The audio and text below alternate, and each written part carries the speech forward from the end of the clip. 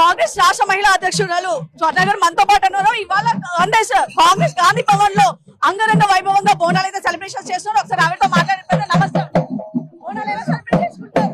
బాగా చేసుకుంటున్నాం. ఈ సెలబ్రేషన్స్ అనేవి నెల రోజుల నుంచి జరుగుతున్నవి.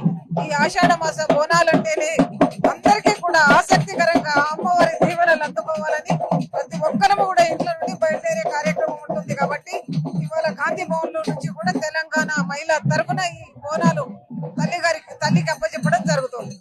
మీరు మహిళా అధ్యక్షురాలు అయితే మొదటి బోనాలు అనుకుంటా. ఇదే మొదటి. సంతోషంగా వ్యక్తం చేస్తున్నారు.